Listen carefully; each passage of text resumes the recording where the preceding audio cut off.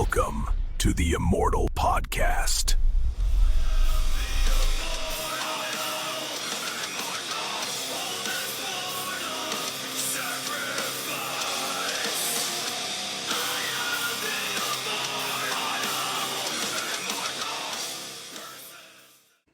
Rock and roll. We are rolling. All right, welcome, fellas, to the Immortal Cast. This is going to be episode, I don't know, what are we at? We're getting close to 10 now, but We're close to still 10, starting man. off. I think this is actually 9 or 10. Okay, so today I'm honored, like a motherfucker, to have on longtime friend, one of my fucking heroes, man. I guess you could say. I don't know if you say hero, but you know, like a motherfucker that's inspired me and a lot of people. Jamey Jasta from Hatebreed. Let's go. Sweet. Thanks for having me. Good to see you guys. Yeah, Thank man. you. Man. Appreciate the kind words right back at you, brother. You're always in my every time I reach for that Snickers bar or every time I reach for that ice cream, I just think of Matt Brown slapping it out of my hand like Dikembe. Has it worked though? Are you healthy? It's worked for like the last month. But man, over the winter, God, the Ben and Jerry's, all that garbage. I wish I could just go back. Up. Yeah, it's but I don't have tour for a minute. Actually, when is this going to air? Because I could probably announce the tour. Probably next Wednesday, right? Yeah, next we Wednesday. do like a week in advance. Okay, great. Yeah, because we're not going out till June, and then in July we have a U.S. tour called Summer Slaughter, which is we're going to do 2 legs this year. We haven't toured the States in almost a year or over a year, and we used to always do Ozfest and all those summer tours. Then the European circuit got so crazy with the big festivals in June, July, and August. And we said, you know, we've done these now every year in a row. We got to try to figure out without Ozfest, without Mayhem, without Warped, we got to figure out a real good package tour for summer. And hit up Sumerian Records, and shout out to Ash and the whole team, Addison, everybody at Sumerian. And we acquired Summer Slaughter, which was a tour that they had been doing for years. It launched the careers of like Whitechapel and a bunch of bands, more kind of death metalcore type of tour. And it's going to be us, Devourment, Snuffed on Sight, Face Yourself, Balmora, who's also from Connecticut, and then a bunch of regionals and locals, which is exciting for us because when we were coming up, it was really, really hard to get on national act shows. But when you did, you could see a huge bump in your attendances and your merch sales, and that was like a big deal. Like we saved up one time to book Cannibal Corpse, we saved up to book Crowbar, and that's when it really dawned on me, like, if you do the work, if you go and you put out, you know, flyers everywhere and you really network, you can start gaining some headway. And that's what we're doing with Summer Slaughter. So we're excited to see the locals and the regionals that are out there that are going to, you know, be the next Lamb of Gods and the next and the next Hatebreeds and so on. And how many cities are you going to be hitting? This one's way bigger than last year. I think we did 21 last year. So this year, I think we're going to do about 40, and we're going to split it up into 2 portions. One is going to be in July, and then the other one's going to be the end of August into September. Hell yeah. Man, it's incredible. That's exciting, bro. Yeah, so it's going to be, is it like a festival? Is it a one-day thing, or is it just like a whole weekend? Or yeah, it's going to be a one-day thing. We're going to start the doors early. You know, there was this weird sort of stigma around doing early shows for a while, but that's another thing that has come back. That was a big thing when we were coming up, was the hardcore matinee. And I always loved going to the shows early because what else was I going to be doing, especially during the week? If people hear about it far enough in advance, you can take off work or you can get a babysitter or whatever. But we're seeing 2, 3, 4 generations at shows now of metalhead and hardcore fools. And, you know, everybody's been coming out and it's been great. So we wanted to try to get people out there at 4 or 5 o'clock, run 6 to 8 bands, depending on the venues that let us. And then I have Milwaukee Metal Fest too, which we start that at that starts at like 12. You get early entry. If you're a VIP, you get early entry. You can come in, you can shop, you can meet your favorite bands. And so you guys are headlining, right? The Summer Slaughter. Yeah, we're headlining Summer Slaughter, but on Milwaukee Metal Fest, which is June 4th through the 7th, Killswitch Engage is headlining, Ministry's headlining, and Acid Bath is headlining. Nice. Yeah, but that's cool. You're bringing out you're headlining it, but you're going to have different local regional bands, gives them the opportunity to show their stuff, right? Yeah, and one thing you see, this is not knocking any of the headliners that are out there, but one thing that you see is everybody's super protective of their brands. They want to take out direct support or second of four or third of four. They want to take out bands that sell out these venues on their own. And so a lot of headlining bands will overpay someone that already does 1,000 tickets, 2,000 tickets. So they're not really giving the ultimate warrior type of moment to the younger acts or the acts that maybe aren't as established. And I get it, because it's a risky play. But when we did it last year, there was a couple shows that weren't attended too great, and the promoter said, "Oh, it's because you're not taking out, you're not stacking the lineup with these big bands." But then you got to charge $50, $60, 60, 80. I see some tours out here with two bands. A band that we're actually playing with soon in June. They just did a 2,000 cap room last November, October, $115 to get in for them and an opener, two bands. So you can get into Milwaukee Metal Fest, see 25 bands, yeah, $115. And I get it. There's higher overheads, there's bigger players involved, higher management cuts, things like that. But we're in a cool position where we can take the risk, and maybe because we're taking smaller bands, we'll do a little bit less attendance, but we'll also make it up in other ways. We'll sell more meet and greets, we'll sell more merch, so it evens out, and then you feel like that sort of build together kind of mentality is infectious. Yeah, absolutely. And I mean, I think it's cool shit just for the local bands. Like, it's so hard to fucking break out these days, right? I mean, not that it was ever easy, but I mean, the landscape has changed so fucking much, man. Like, between streaming and like there's, like, how do you even get your name out there these days, right? I mean, you got to go on YouTube and you basically got to be a content guy. You got to be a fucking, start. All these guys are like teaching how to play guitar and shit. You know what I mean? It's like, is that what you want to do? Or do you want to go fucking make music and play live and fucking live a rock star lifestyle, which barely even exists anymore, right? Yeah. And it's hard to figure out which strategy works, but we kind of, because this tour, the year before last, this tour was sort of critically panned and panned by the fans. So there was only one way to go, was up. And I love a rebuild and start again type of story where you can just maybe rebrand or try a different strategy. And I'll tell you, man, there's been a lot of times where I've gone to local or regional, even traveled down to like North Carolina or Virginia, like way back in the day, where I would see local bands or regional bands opening up for a national act, and then that band becomes your favorite band. Yeah. And that's something that we want to recreate. We had a great show in San Antonio, super packed, if not totally sold out, where we did 2 stages, and we had a great local act called Life Cycles. We just had a great lineup. But then I see that band that I just mentioned, Life Cycles, I see them announced for a national tour shortly thereafter that. And I love to see things like that. That inspires me, where it's not just like you play one show and it goes into a vacuum and nobody hears about you.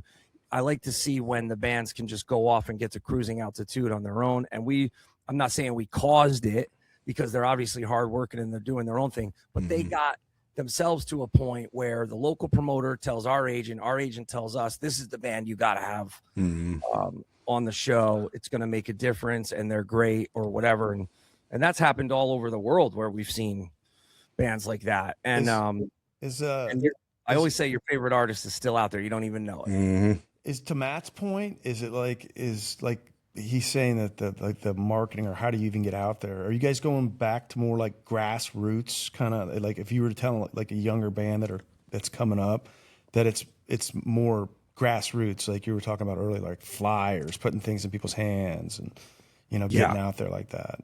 Yeah, for sure. I mean, when we did Warped Tour I would go around all the headlining bands and try to holler at them. And some were responsive, some were cool. You know, Deftones was super cool. I was chatting with Steph and I gave him a shirt. Next thing you know, he's wearing the shirt in Alternative Press. And everywhere I'm going, people are stopping me saying, "Did you see Steph is wearing the Hatebreed shirt on the cover of Alternative Press or whatever, on a huge spread or whatever?" And that was same thing happened with Kerry King. I forget where I gave him a shirt. It was waited outside forever. Gave him the Hatebreed shirt, gave him the record. And then next thing you know, I've got my boys in Salt Lake are calling me on the landline going, "Kerry played last night. Slayer played. He was wearing the Hatebreed shirt." That was a big deal. You would look inside the thanks list of records. Like I remember looking inside Obituary's thanks list and going and checking out Sadist and checking out Nasty Savage and all these other acts and becoming a fan of some of those bands too. Which was always my thing with Headbangers Ball and always my thing with even when the major labels didn't want us wearing the shirts. Like they would be like, "Oh, you got to blur out the Converge logo." No, fuck that. Yeah. We get the rights or whatever we got to do because that was how you had to do it. But now I think a lot of these bands, when they come up to me, they'll be like, "Hey, what's your advice?" And I'll say, well, first thing you got to do is not be above anything. You can't be above handing out flyers, even if they've never heard of that. Also, you got to go back to physical product because if you're like me, and you're a collector, you love the physical product. And that relationship with the physical product is great because it's not this disposable thing where you're going to have distractions, meaningless distractions that take away from your relationship with the music and the artist. What's up, everybody? It's Roddy from the Immortal Podcast with UFC legend and knockout artist Matt Brown. Quick plug for our official sponsor, VitaFuel. They just dropped their new creatine. Builds muscle, ramps up strength, and sharpens mental focus. Works great for guys, girls, young or old. It's never too early or too late to get after a fitness routine. Head to VitaFuel.com. Use Immortal10 for 10% off your first order. VitaFuel, VitaPhuel.com, and hit subscribe on the Immortal Podcast. New episodes every week. Let's go. There was a time where they were pushing that, and I think that was a strategic effort to create this sort of boom bust thing, and it worked, right? Because now we just did 1 billion in vinyl sales. Wow. But if you were smart like me, you didn't throw away any of the CDs, you didn't throw away any of the vinyl. You kept it, and now it's worth more than ever. Dude, it's crazy because when you talk about like bringing up some of the lower bands, like my first concert I ever went to in my life, and I wish I remembered it better, but I took a bunch of Xanax and you know how that shit goes, right? And I was drinking like a motherfucker. I was like 17 years old or something. God, it was so epic. It was Ozfest 99. I think I was 16 or 17 years old, one of the two. But like my parents said, I can't go, and I was like, "Fuck you, I'm going," and took some Xanax. But like Slipknot was on the second stage, System of a Down was on the second stage. I just Googled the lineup just to even remember. Like Head PE was second stage, but the main one I remember was Slipknot though, because I don't remember who was playing on the main stage, but everybody fucking left when Slipknot came on. I remember everybody was talking like, "Dude, you got to go see these motherfuckers in their orange jumpsuits, fucking going nuts, man."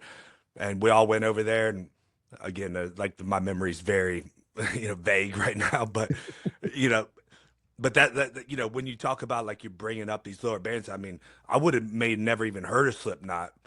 I mean, of course they blew up later, but they're on the fucking second stage, and that kind of mass migration over there, man. I just remember how sick that was, and everybody's like, "Dude, you gotta see these guys." I thought Disturbed was there too, but maybe they were on the main stage at that point. But they might have been on the following year or the year after, because yeah, we did one with them too. But yeah, you're right, and you got to see it from the ground up.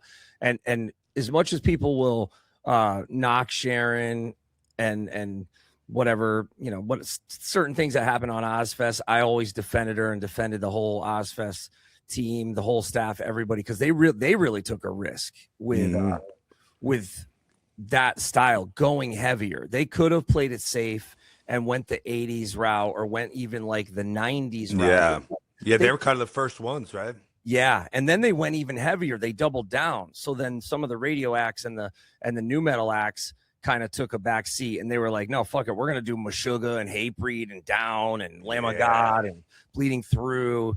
And sure, they would pepper in some of the bands that were a little lighter, like an Atreyu, or obviously the big ones like a Papa Roach or Linkin like a Park. Head P.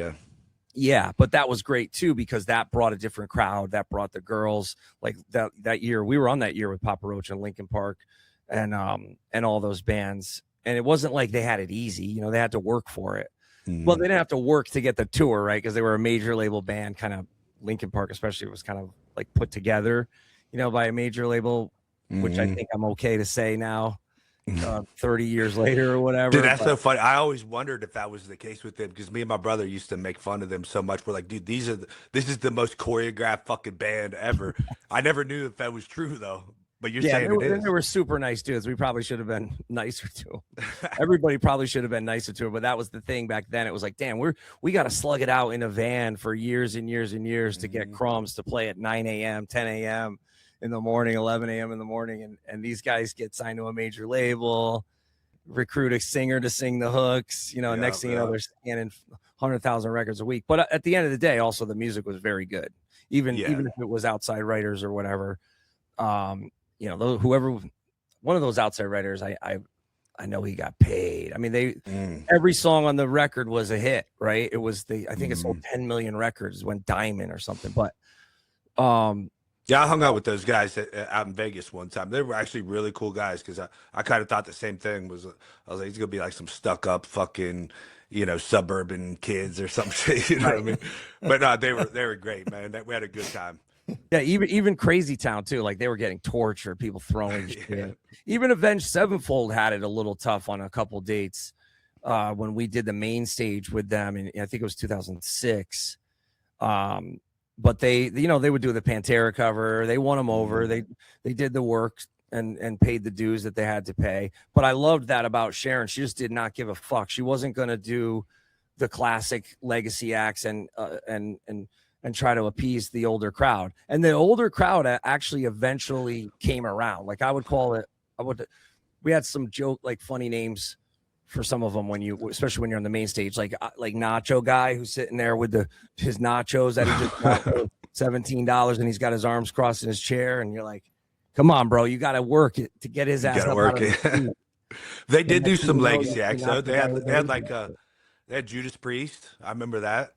And of course, like, Ozzy's the legacy of all legacy acts, right? Yeah, that one was the greatest one ever. Original Sabbath, Judas Priest, Slayer. I had Judas Priest on Headbangers Ball when Rob returned. It was a big deal for Rob to rejoin the band. Everybody waited. Is he going to hit the notes? Of course, he nailed it. You know, people were crying. I mean, even a tear came to my eye during Victim of Changes. I was like in the lawn at PNC. There were so many good stories from that tour. But then you had the whole rest of the bill was just crushingly heavy. And it helped launch our careers. A lot of it was Slipknot too, fighting for us. Like, Slipknot fought for us to be on. Rest in peace, Joey, Paul. They were great. They were another one. I waited outside Hartford. They were the opening band for Machine Head and Cold Chamber. I went out there at like 6 p.m, brought the merch.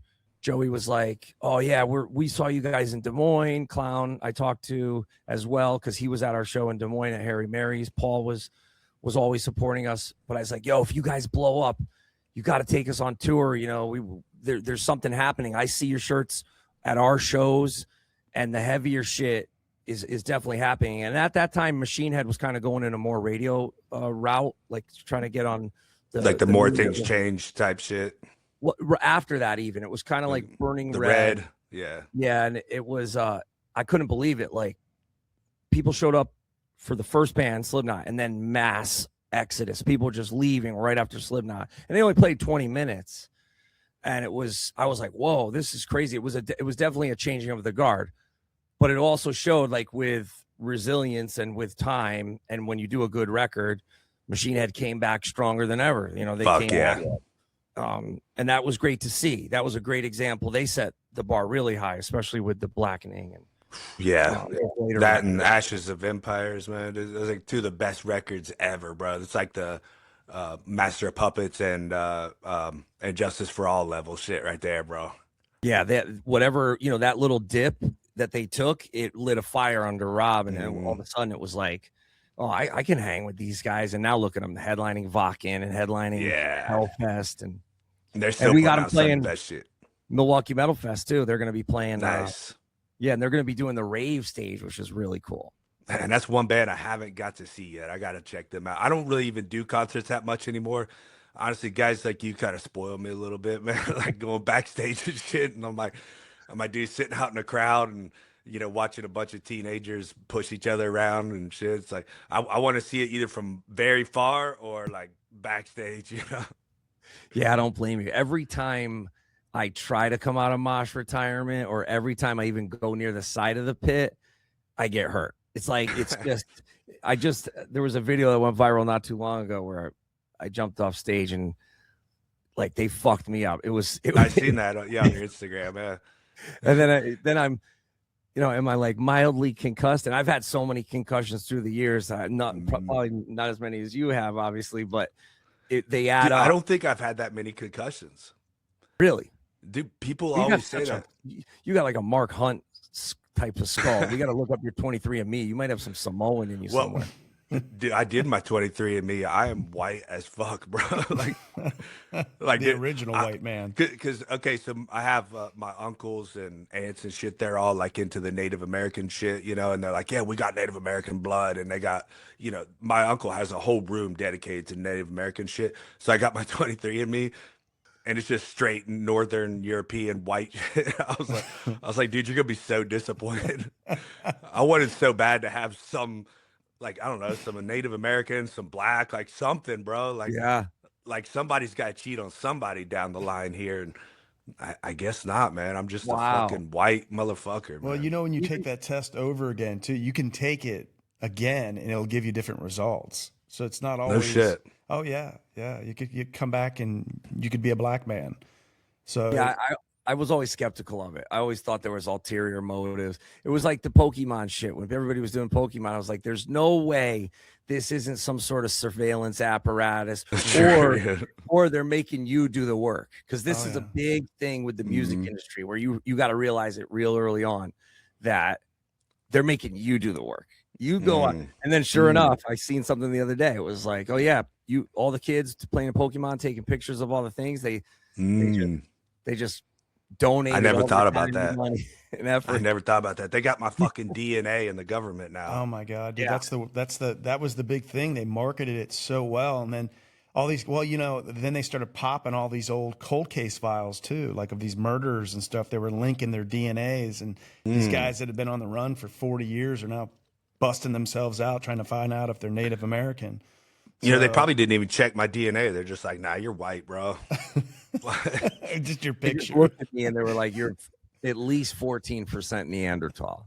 But like, I have Native American qualities, you know what I mean? Like, I have very like dark black hair. Like, I don't sunburn hardly at all. So like, I thought for sure that, all the math added up, You could sneak up on people really well. I'm good at sneaking up on deer and shit. You could get off. You could get off 6 arrows before a dude could get out a fucking pistol. Just hit him straight on. No, I love buffalo meat. Me too. Yeah, my mother did it, and I think she was German and Irish. My father did it, was 100% Irish. Yeah, I can see that. Yeah, you look Irish as shit. Yeah. Yeah, I'm like half ginger. Irish people don't want you to say that though, because they like Irish people. When you go to Ireland, they're like, you're not Irish. You're American. Yeah. Yeah, you don't have the accent. Yeah. Like, I was over there. I was doing a seminar tour over there on St. Patrick's Day, actually. So I got to spend St. Patrick's Day there last year. Them motherfuckers get down, boy. Like, I didn't even realize like the level of fucking alcoholism there, bro. I mean, it was like 6 a.m. before St. Patty's Day, and there's like people laid out on the streets. You know what I mean? Oh yeah, and they do Halloween hard too. I was there at Halloween one year. I couldn't believe it. It was bonkers, but it was a lot of fun. Yeah, I love going there. I love playing there. My father lives there, so okay, I go there. Really good people, man. I was surprised like how friendly everyone was.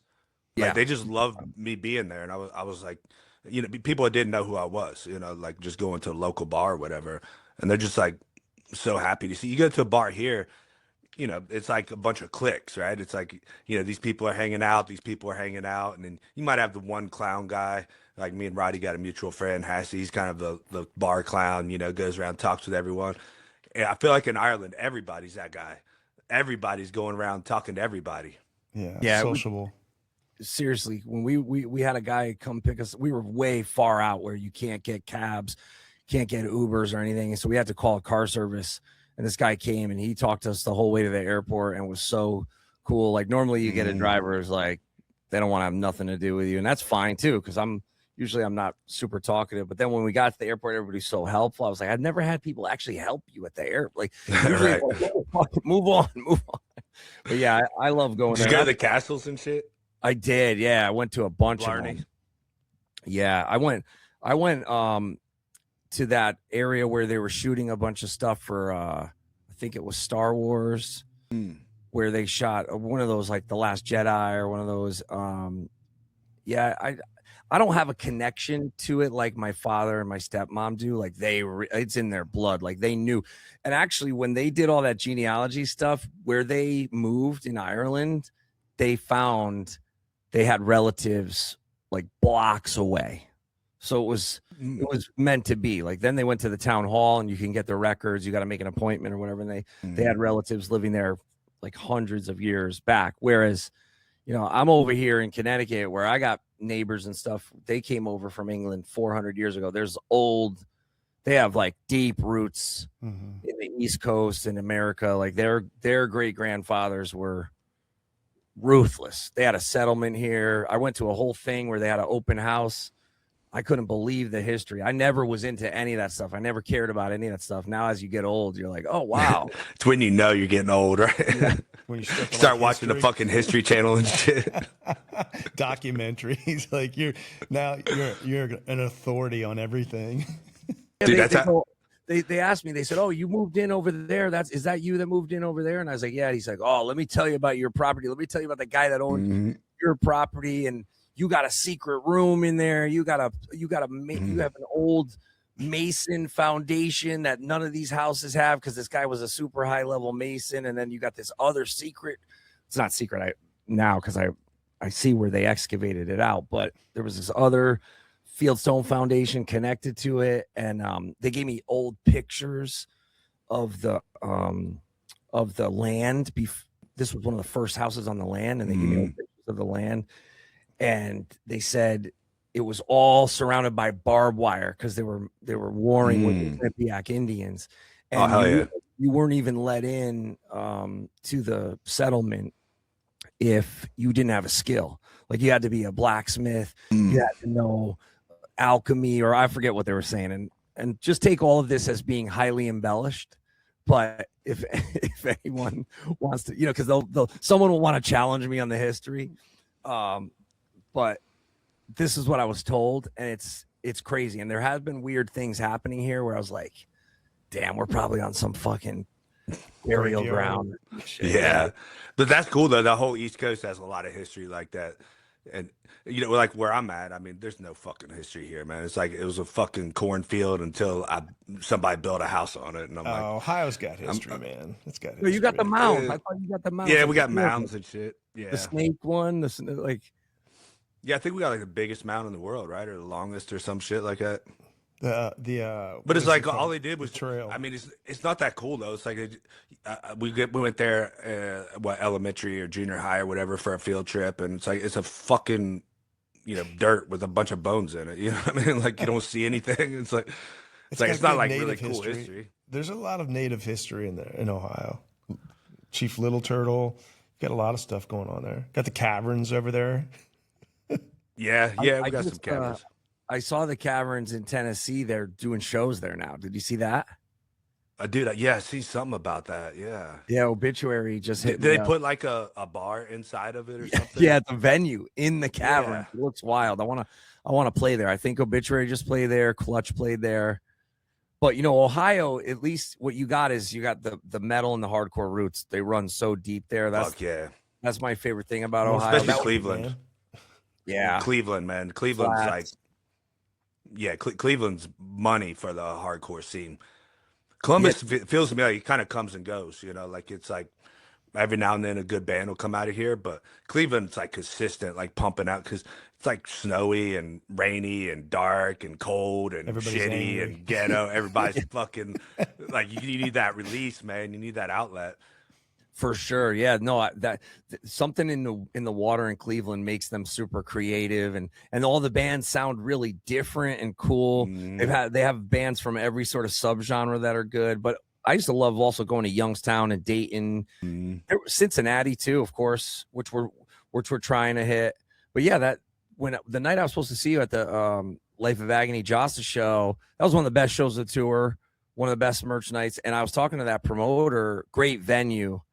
And he was like, Cincy? Yeah, no, in Columbus. And which one? Do you remember the venue? It was the night that you were supposed to come out. I think it was King of Clubs. Yes. Yeah. Yeah. And he was saying, why can't I get a Summer Slaughter date? And I was like, yo, you can. Let's try to do it. I don't know if we're going to be able to this year, but definitely next year. That'd be sick, bro. Yeah, because next year is the 30th anniversary of our first album. No shit. Yeah, so I think we're only going to do one tour, and I think it's going to be in the States, and I want it to be like a stacked lineup for Summer Slaughter next year. That's a long time, man. That's fucking sick, bro.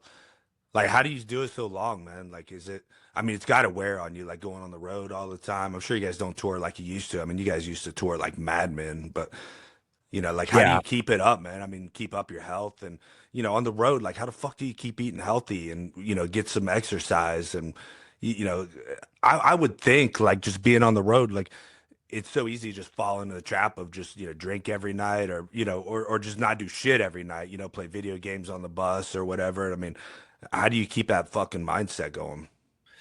I just have to have that war inside my head every day. It really is like a war. And unfortunately, you succumb. It's like sometimes you lose the battle to win the war. Because as long as I don't drink, that's the first thing. Like I just cannot. Yeah, how long you been sober? It's going on. I don't say sober because I've had the occasional slip up, like in Amsterdam, where I'll eat the pop brownie, or you know, I had some like weird mushroom tea somewhere where. Yeah, that doesn't count though. Yeah, anything plant related. But I don't want to disrespect anybody who's got that like I don't have that addictive personality where if I ate a pop brownie, I got to do it every day. Yeah. Or but something with the booze, I feel like is really truly evil. Something they put in it or something is so addictive. And I know I sound like a square, and some people, I love those people that could drink one beer, drink one glass of wine, and just be normal. I'm not one of those people. So yeah, it's definitely going on 20 years, maybe a little bit more. That's one thing I just know I can't touch. That's half the battle. The eating late too. Once you have acid reflux, and then you have to do a show, and then they old man shit on YouTube, and you're like, and they're like, damn, why does his voice sound like that? Well, I ate fucking a whole pizza last night at 3 a.m. Ate the wrong thing. Hang on, guys. Let me get a Tums. Now, I never really thought about this, but can you hear like your story in your music, like the sobriety and that kind of shit? Because I mean, your music's been pretty consistent along the years. Like it's a lot of motivational, inspirational shit, which is what I fucking love about it, man. Like that's for me. That was like, you know, I went through my early or later teenage years, early 20s, you know, all the drinking, overdose on heroin, all that shit. Everybody knows my story. And metal was always like a big part of my life, especially back then. But it was like so much negativity in metal, you know, which, I mean, you can search for it in anything if you find it, if you want to find it, right? But, you know, there was a lot of like Morbid Angel and, you know, Cannibal Corpse. You know, I searched for the negative shit, right? But then when I found Hatebreed, it was like, oh wait, this shit can be fucking positive too, man. Like this can be something meaningful. And then even Pantera, you know, like Vulgar Display and Far Beyond Driven. And then of course it kind of took a turn there with the Trend Kill. But, you know, when I heard, you know, a lot of the, that positivity, man, music's powerful, man. It could change you. So, you know, that shit is like, it's touching, man. So, Thank I'll you. let you. Yeah, I'll no, let you say from there, but it means a fucking lot, bro. Like, I don't think a lot of you guys. I don't know for I'm not in your shoes, but if you recognize like how much you change motherfuckers' lives, I'm sure you hear it all the time. But yeah, it's a no, thank fucking you. powerful, man. I really appreciate that. No, it's high praise coming from you and what you've overcome. It does make you feel a little better when you start to see people, will show up the first show and be like, I'm here because I gotta change my life. And then you see them go from a 4X to a large. When you see them 6 months later, a year later, and you go, wow, the lyrics had the power to do that. And then you get that reinforcement. I think that's everything in life. It requires reps. And if I got to put in those reps every night, I always felt like it was casting a spell. And I would see which songs would erupt in fights and which songs would erupt in like people putting their arms around each other and singing it together and high-fiving each other. And so I was like, yeah, we need more of a balance. We have to have that balance of positivity there, because it can't all be aimless negativity. Otherwise, that's what we're going to attract. And as much as I got, really sort of kind of dissed in the media or dissed by a certain group of fans, and even some of the artists, like there's one, guy who's super famous guy who was like, I don't understand what this dude has to be so positive about. And it was like, I don't have a lot to be positive about at that time, but I was trying to get those reps in, be my own drill sergeant in my ear, so that, like, especially with songs like Defeatist or songs like Live for This or I Will Be Heard, be my own drill sergeant in my ear, because I'm performing it, I'm putting it out into the world, and you get what you put out into the world. And I would see guys like you and guys like me. I mean, I remember talking to Brian Stan once. He was saying, I saw you guys at Ozfest, and then next thing you know, I'm in Afghanistan. And I remember that, like, where you would just go to a town and everybody was gone.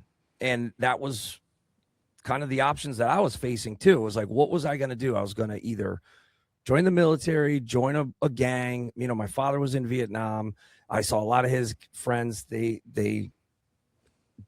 did both, right? They were either in the military or came back, joined a biker club or whatever, or tried to get on the straight and narrow, tried to do the thing, whatever they could do. So I remember the options that people in my family had. And I had a lot of suicide and depression in my family too. Both of my father's brothers, my mother's brother. So I'm thinking, I don't want to contribute. These guys already had it rough, these the generations before. And I saw a lot of my sister's friends go to Operation Desert Storm and stuff and come back really fucked up. And I'm thinking, man, I don't want to have to do that. I want to try to get a way out of this. And that was hardcore, punk rock, heavy metal. But as you get to certain levels, right, and you get a big break from a Sharon Osbourne or from a Slipknot or from Slayer, Slayer giving us the cosign was the biggest thing. I definitely saw people that every night where I thought, damn, this motherfucker is going to drive his car off a fucking cliff. And I don't want to be involved in that, And I had people giving me flack saying, yo, why are you taking money from Jägermeister? Why are you doing this? Why are you doing that? And it's like, you can't worry about the people that are trying to purity test you everywhere, but you could just do what you can do. And I thought I could put positivity into some of the lyrics and hope that we make a little teeny bit of a difference. Yeah. So you were doing it as much for yourself as for just the vibe of the music and everything, huh? Like you were just being your own cheerleader. Yeah. And I remember when we wrote Defeatist, it was supposed to be on Rise of Brutality, ended up being on the Supremacy album. But I remember telling our producer, Zeus, big shout out to Zeus, we're just finishing the new record with him right now. I remember telling him, I'm going to have to save for the next record. But, everybody, because at that time, shit that was going on behind the scenes, we knew we were probably going to be off Universal. I just couldn't inspire anybody at Universal to give us that push, to get us to that Slayer level, and then they canned everybody. So they canned our whole team. Luckily, Roadrunner stepped in, bought us out of the deal, so we kind of made a lateral move. Roadrunner was as strong, if not way stronger, and more knowledgeable of metal at that time. But I knew some of the staff at Roadrunner were going to be a challenge to deal with as well, because I had heard the owner of the company just didn't like hardcore. And I knew that they kind of lame ducked previous hardcore bands who had signed to the label. They kind of pushed them in the wrong direction. I felt like they pushed Earth Crisis and VOD and other bands, even to a certain extent, Biohazard and Typo Negative, even though Typo Negative had a huge commercial hit. I feel like there was people at the label that weren't doing the right thing. That's just my opinion. No offense to anybody that listens to this that used to work at the label. But then I felt it when we got there. And that was like my message to those people that didn't believe in us, because the lyrics are defeatist. You and I will never be the same. And I ran into those people for years and years and years, taking meetings at every label, taking meetings with every management company where they just didn't see the vision. And now I can name hundreds of people I met who aren't even in the music industry anymore, but I'm still here. I'm still doing it. And it just goes to show if you can outlast them, if you can put some positivity into your own situation, and you can outlast all the defeatists, but you gotta have thick skin, and you gotta really, really know, like, I'm sure you had fights, or I'm sure you had training camps where you just knew, I'm going to do this by hook or by crook, whatever the saying is. And you knew, it's just like something in the gut, but you got to have that rep. You got to have those reps in. You got to put the road work in, or whatever it is. Yeah, there was a lot of, like, when I would do interviews, I would consistently answer questions the same way. And it was all, I worked with like some sports psychologists and stuff, and the things that they would say, I would just repeat it over and over, because we end up doing hundreds of interviews and before a fight. And I would just repeat those same lines over and over. And it's kind of boring for the listeners. It probably didn't gain me any fans or anything, but in my own head, I'm like, dude, I'm just repeating this mantra to myself over and over again. It's kind of the same thing you're talking about. That's what we do when we perform. That's every night. If you're performing, like there were some years where on Rise of Brutality, I think we did 300 shows in 1 year. And I knew that going into it. So I'm like, yeah, I don't want to be saying all this negative shit every fucking night. I want to say this is now and live for this. There's a bunch of positive songs on that record. There's some mean, heavy songs too, but I agree. Affirmations work. Yeah, they do. Anybody that downs the self-help, there's a lot of grifters in the self-help world, but there's a lot of stuff that you can take from it. Well, language matters. Yes. That was one of the biggest differences when I finally got a sports psychologist that I really liked. And the first thing he did, we did little interviews, and I don't know if it's called interview, just discussion, right? Just talking about, how you feel about this fights and your career, all these different things. And the first thing he said was my language. He's like, okay, you're trying to be great. Like, you're doing your best. You're fucking, you want this. He's like, he reminded me of the old Jedi, Yoda, the Jedi Yoda. Do or do not. There is no try. It's all fucking black and white. And my dad used to have this saying that I say to my fighters all the time now, and I wish I would have remembered it more during my own career, when he said, stop doing your best and start doing what's required. And like, that was like the most powerful thing. Again, like when I'm competing, like, it's easier to preach it to the next guy than it is to do it yourself. But that was so powerful for me. Just stop doing your best. Like, exactly what the fuck to do. Go out there and fucking do it. Stop being a fucking bitch about things. Stop trying to do shit and fucking do it, or don't do it. And that was a huge difference maker for me. And I say a lot of times, like, the only difference between me and a lot of other fighters was, like, I did what I said I was going to do. And so I give you a quick story. So I was with Louis Simmons one time, from Westside Barbell, right? I got to interrupt and just say, I always kick myself for not going and meeting you and getting to meet Louis, rest in peace. Oh yeah. That was one of those rough mornings where. But Louis is also one of those guys that, like, when you meet him, you're not going to feel it. You know what I mean? You got to get to know the guy, right? Like, he's an in the trenches guy. He's not you meet him and you're blown away type of person, right? It's one of those, like, you got to feel the vibe of his lifestyle, right? And this story is a perfect example of that, where, I was there at Westside for, I don't know, 6 hours with Louis during the Arnold Festival. The Arnold Festival is like, hundreds of thousands of people come to Columbus for this expo. So West Side's loaded all day. There's just people from all over the world coming visiting. Louis answering all these questions all day, giving them all the knowledge in the world. And around, I don't know, somewhere around the end of the day, I said, Louis, I was like, do you just tell them everything? Like you got all the world record holders. Like if they figure out what you're doing, then you're not going to keep the world records, right? And he goes, they won't do it. He said, that's why I tell them they won't do it. And I kind of started that really sunk deep with me, because I was like, okay, if you just do it, then you're going to win. And West Side themselves, they have books. I think he has like 12 books or something on the thing, on their methods. He has videos. For a long time, they did a newsletter weekly of like, this is our exact training we're doing every week. But these motherfuckers are still the ones breaking all the records because everybody else is not doing it. And you know what's amazing too is that once that record is broken, then the collective consciousness knows it can be done. And I really feel like that's the shift we need in the world and in society right now, with everything, with healing, I know a lot of people are going through it right now with depression, anxiety, and weird health problems. And we don't have to get into all that, but the more we amplify those stories, like I had Jeff from who used to be in Mushroom Head on my podcast, and Jeff and nothing. Yeah, shout out to Jeff. It was a huge episode, and I don't want this to be demonetized or whatever. I don't want this to be flagged, but he did some holistic things to basically cause a remission of a condition. And we have to amplify those stories. And because that's the same thing. The second someone breaks one of these Olympic records or breaks one of these lifts, the records for one of these lifts, or breaks the time for, then it's the same thing with healing. And it's also the same thing with reach as far as music goes. I mean, I was told your music will never be commercial. This is the biggest band from your genre.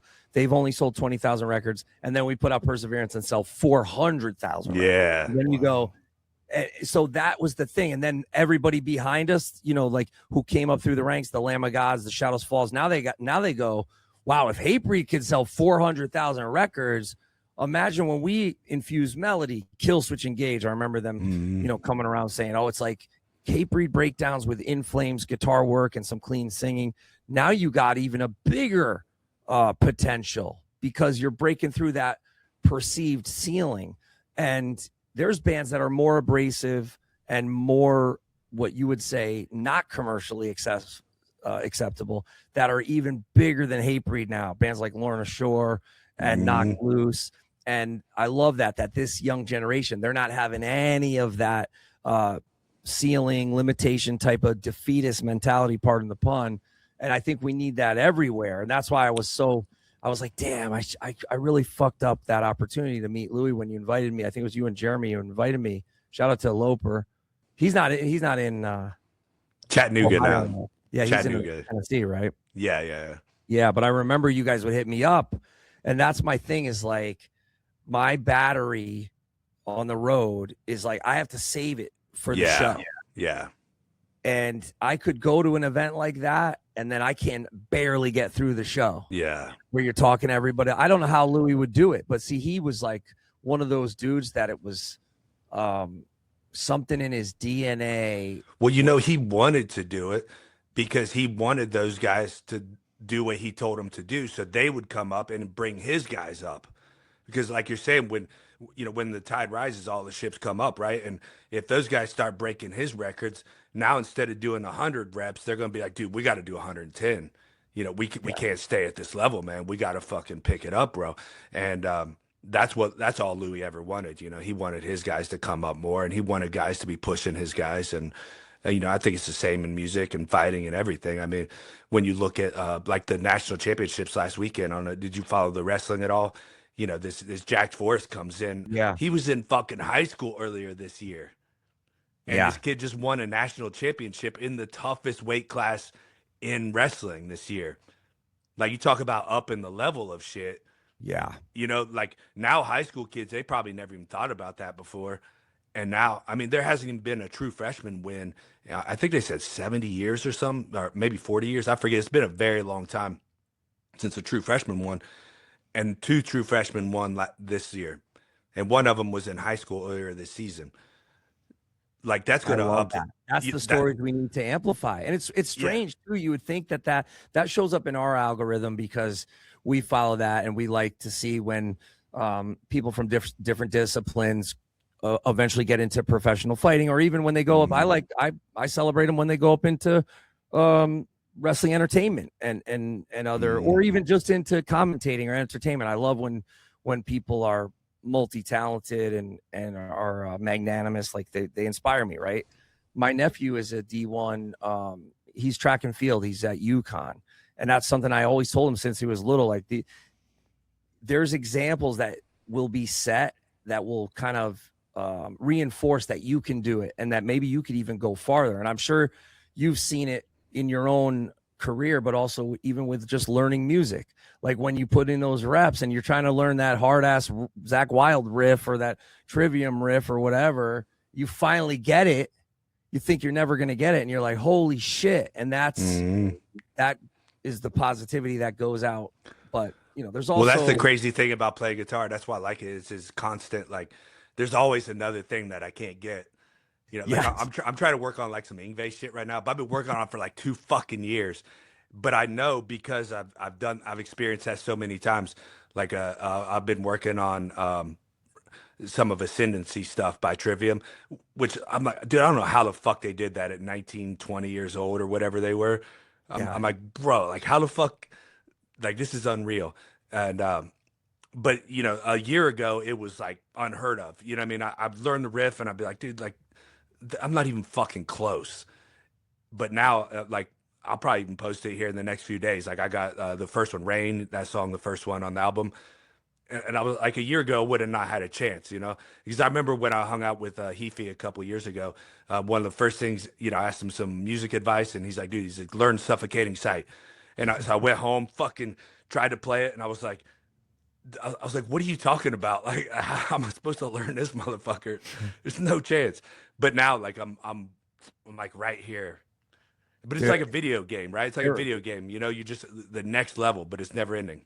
They're a great example. They're another one that some people had written off or counted out, and they just stood the test of time and got bigger and bigger. I actually found a picture recently of Heafy was like, he must have been like 13 or 14 years old. I took the picture outside. I don't know if we were both waiting to say what's up to Glenn Benton for Deicide, or I think he was with his dad, but I remember a video director of ours telling me, you got to meet this kid, Matt, and his dad. It's a metal thing. It's more kind of like Kill Switch and Flames, more Iron Maiden.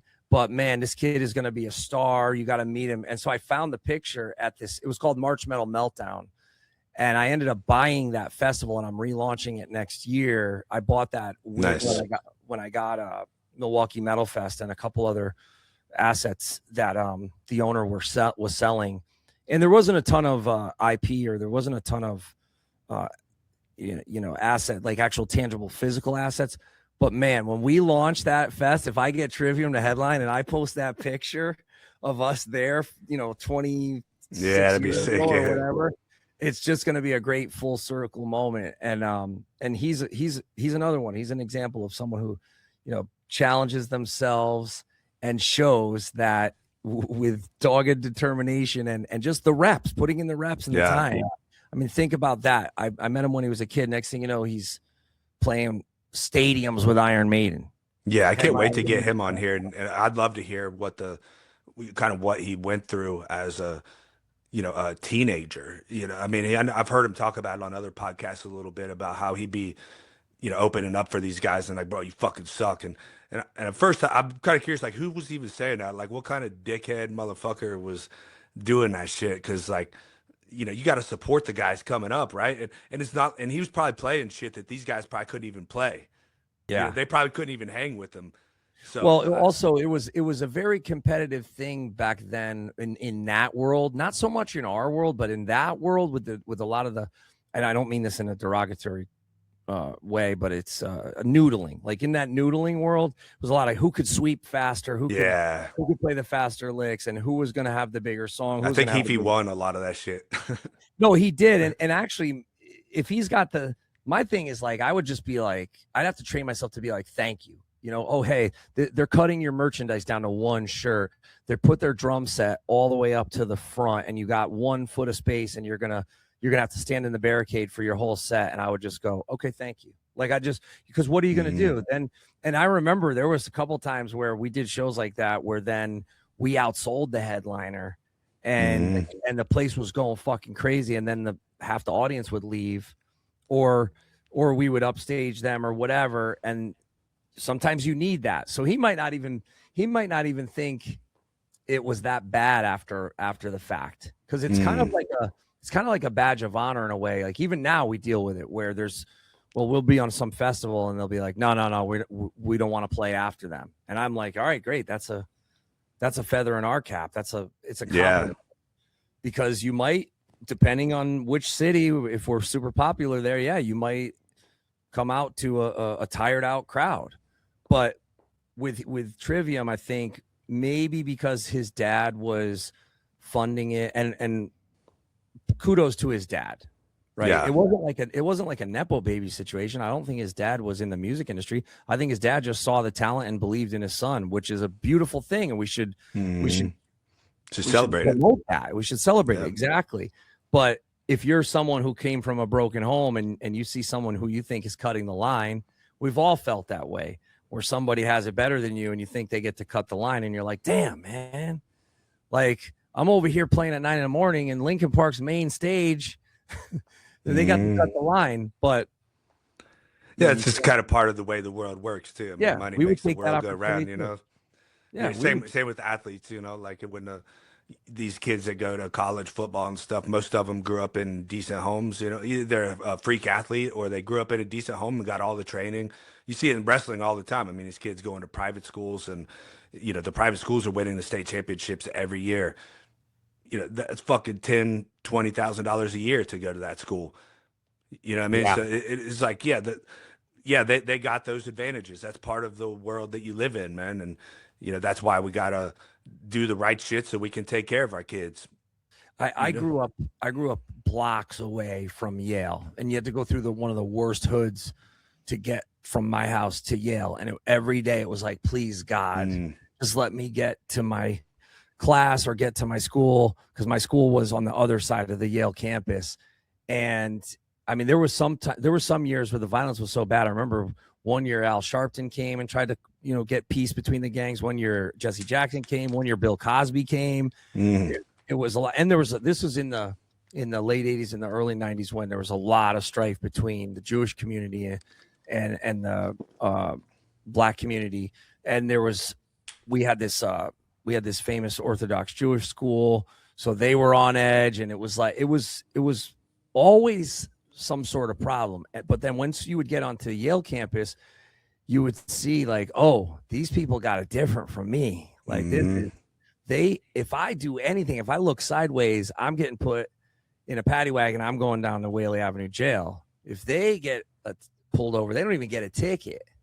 And so in a way, now I look back and I go, well, that was probably good that I saw that, because it gave me the chip on the shoulder to be like, oh, wait, this girl whose parents are fucking senators, and this dude. And many times we had fights with them too, with the Yaleys. And one time I got fucked up, and I woke up at my buddy's house, definitely concussed, and blood all over my judge shirt. I still have it somewhere. And I was thinking, and they were like, oh yeah, you don't want to go back. And then we were walking back through, we got the next day or 2 days later, and we got questioned. And these dudes, nobody was questioning those dudes. Right. Like they just did anything that they wanted, and still do.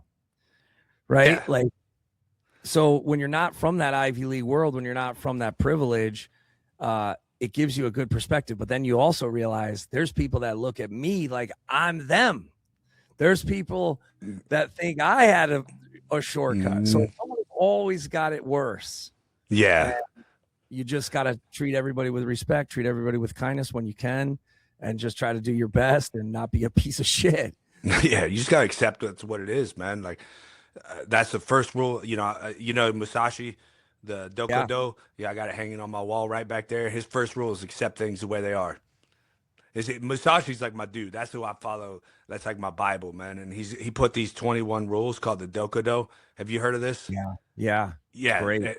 And I think a lot of people don't know about it, man. Like, because this dude, he fucking, like, we talk about like how we respect, fighters. Like everybody, a lot of people look up to me and shit because I went into a cage and fought. And it's like, this dude went to death matches, bro. Like, Yeah. you know what I'm saying? Like, he wasn't just fighting. Like, it was to the fucking death with a goddamn sword. Like, Yeah. you're going to learn some shit about yourself, buddy. Well, and that's the thing. It's like walking through Yale late at night and there's drunk jocks, picking a fight with you and you have to defend yourself and you wake up and you go, well, that didn't go well for me. So I need to make sure I either address that. Did you ever train anything? Like go to Yeah. martial Oh arts or man. anything? We had this guy, Cesar Cabrera, came on the road with us. Shout out to Cesar. And he's a very small guy. And it would drive me crazy that a small guy like that could fuck me up like that and choke me out. And it really like, yeah, it would really. And he was also like the man. Like he was like Mr. Steal Your Girl. Like we'd go to Whole Foods. He was the original slap the Snickers bar out of my hand. I still occasionally I'll hear from him and I'll be like, this motherfucker would have like 6-foot models hollering at him. And I'm like, damn, that was a real eye opener for me, that whole tour. Cause I lost 20 pounds. The goal was to lose 20 pounds by the time we got to the 10th anniversary show or whatever it was, our big hometown show that was sold out. I didn't want to be winded. It was going to be a longer set. And, I'm drinking lemon juice in the fucking morning. I'm eating yogurt with berries and all this shit. And he's constantly trying to I'm trying to get out of shit. He's trying to high crotch me, single legs. I'm trying to sprawl. You had to be on guard with him at all times. And Wait, how long did you train for? Not long at all. I was like, not long at all. I was like, fuck this. I was like, this is terrible. One time I jammed my finger and I was like, what the fuck? Because that was at a time also where I would go to sound check and jam and write songs.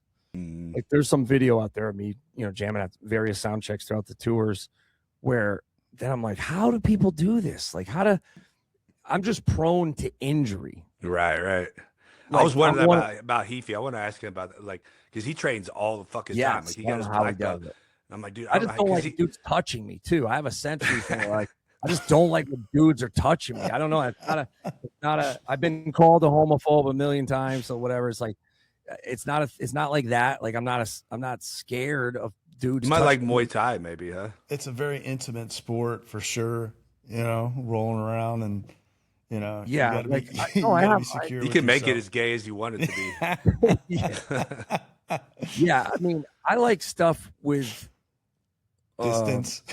Yes, and everyday practical use. But I'm of the mind of I used to always tell these dudes like just de-escalate, man. Like just de-escalate. Yeah, I mean, people come to my gym and they ask for self-defense shit. I'm like, well, the best self-defense is don't go walking down dark alley at midnight.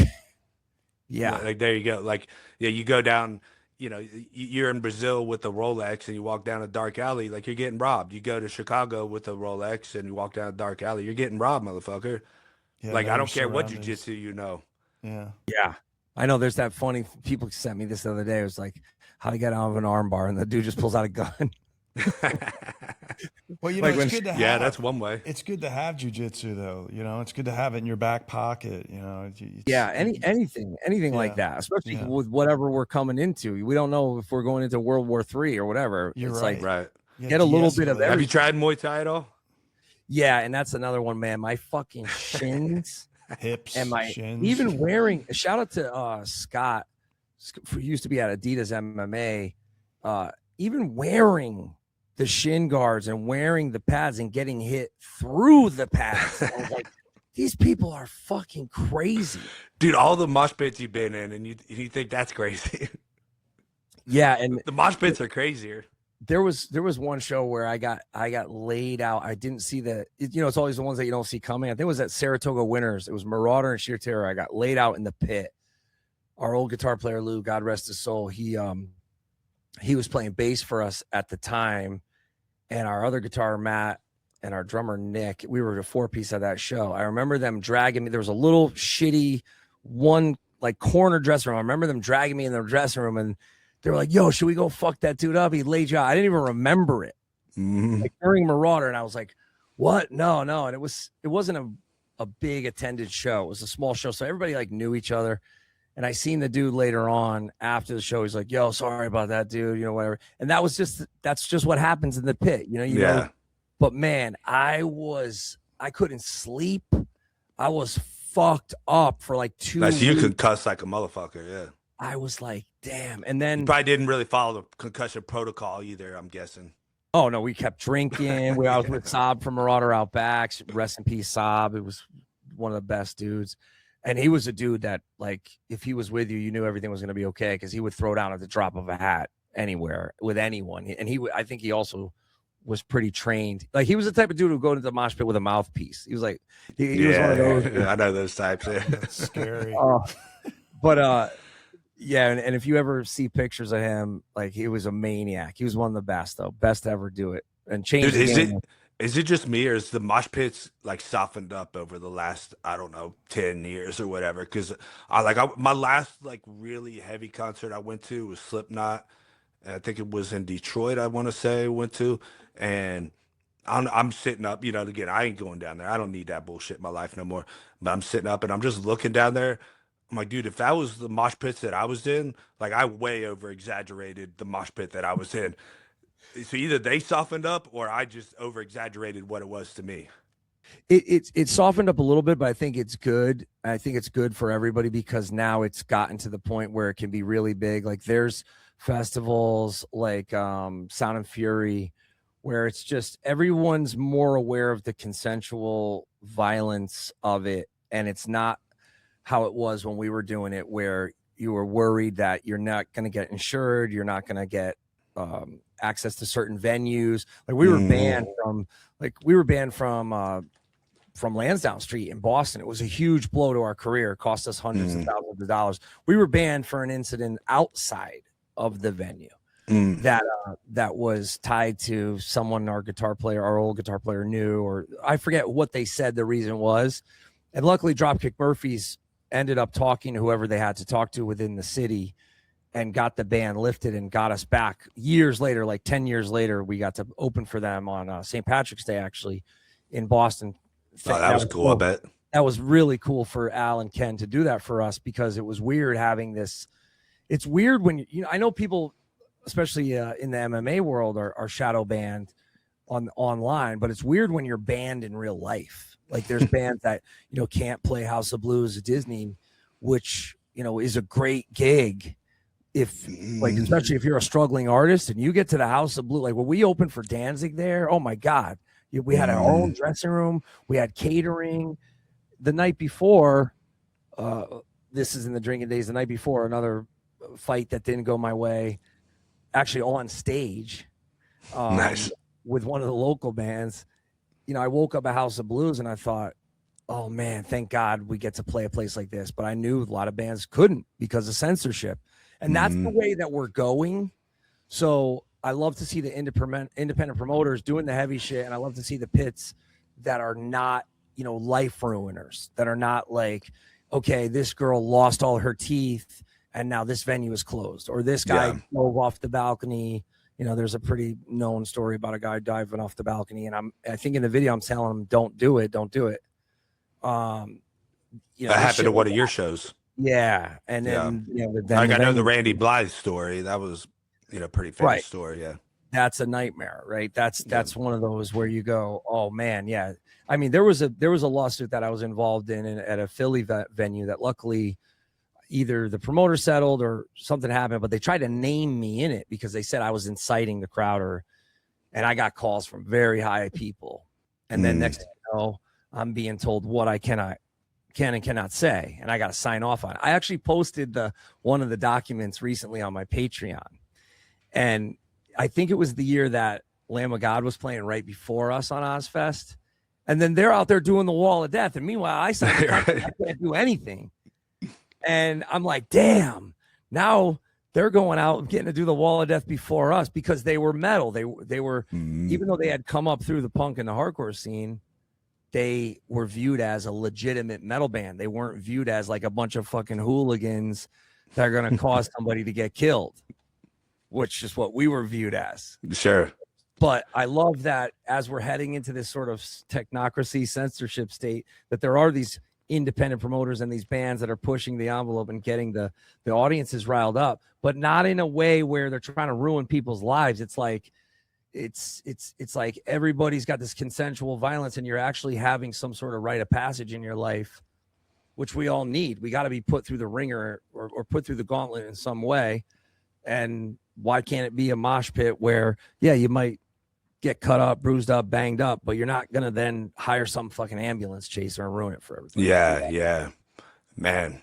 Yeah, I just feel like it's changed a lot, man. Like I remember the first show I ever went to was Pantera, Morbid Angel, and Soulfly, and I had no idea what I was getting into. I was, we did a bunch of cocaine on the way there, drinking pretty good, and I was like, dude, this is gonna be fucking great. It's Pantera.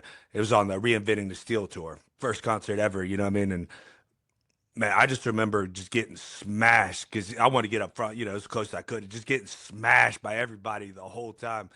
And I remember walking into the arena, and the first thing I see was feet up in the air. Morbid Angel was playing, and there's literally feet. And I was like, dude, what the fuck is this? So I went to the bathroom, did a line, like, let's fucking go. It was like, Dude, it was like good times, tour, man. That tour was like, it was crushing for me because I thought we were really close to getting that tour. We had sold a lot of records. Oh, you guys almost got on that. Yeah, and I heard that we were in Dime eventually when we toured with Damage Plan. Dime eventually, I asked him about it because that was before. That was when it was a lot of he said, she said stuff behind the scene. But I had been interning at a booking agency because I knew what we were up against, and I thought, okay, I need to like infiltrate the system and get in there and figure out a way to get a leg up. And I remember hearing like one of the agents on speakerphone, and I remember hearing a big band go, no, fuck those hardcore bands. We're not playing with any of those fucking bands. Fuck that shit. Circle pitting and all the karate dancing and all the shit. And I was like, what the fuck? And it's bad enough when it's hard enough to get a gig or a tour, but then you realize you got people out there actually blocking you. They're actually like it was another band blocking you. Yeah, blocking a bunch of bands from our genre. And then I heard the ones that do you know who it was? I know who it was. Yeah. I'll say it on my Patreon. I try not to say the stuff on public shows because I don't want to get into a whole thing. And but I had heard. See, we were on this tour. It was the San Francisco show. I had heard we pissed off Pantera's manager. I think it was Andy Gould at the time, and I don't even know this to be true, but I had heard like it wasn't that bad, and it'll be okay, and just try to get everybody to behave at these shows, and keep trying to be pro. Maybe quit drinking. Maybe. Wait, Pantera's manager's telling you this? No, I had heard that at a show. I think it was the band was called Drain STH, the girl was married to Tony Iommi, and then they ended up not playing the show for whatever reason. I think it was us and 6 Feet Under in San Francisco, and they were managed by Pantera's manager. And I was like, oh man, I hope one of our guys in the road crew, or I hope one of our guys in the band didn't say anything to them or wasn't trying to holler. I don't know what, but I had heard later on, weeks later, like, oh, you might have pissed off Pantera's manager about something. So I thought, fuck. And we were up for this tour where I think there was a buy-on band or a band that the label helped get on. I think they were called Scrape. I forget who was the opener on that. And then I think Static X was up for it. And then I heard the last choice was down to Phil. But I had heard that Phil was not very into us or whatever. And I thought, okay, that's not going to be good. So when he chose Morbid Angel, I was like, all right, that's great for them. I'm happy for them. I love Rutan. I don't know the other guys. Like, I don't really know Trey. I don't know Steve, but I thought Formula's Fatal to the Flesh was so sick. And I thought Steve had big shoes to fill and was really a great fucking menacing, hard front man. So I thought great for them. I was happy for them, but at the same time, I was crushed. Yeah, we didn't get it. But you need that disappointment to go out there and fucking do the work to get the next tour or whatever. But I went to the show. I didn't go in, and I just handed out flyers, and people were so fucking stoked. And I saw a sea of Hatebreed shirts there. And I was like, all right, it is what it is, you know? And I went over to, I think, WCCC after. We used to have a great station in Hartford, which is no longer there.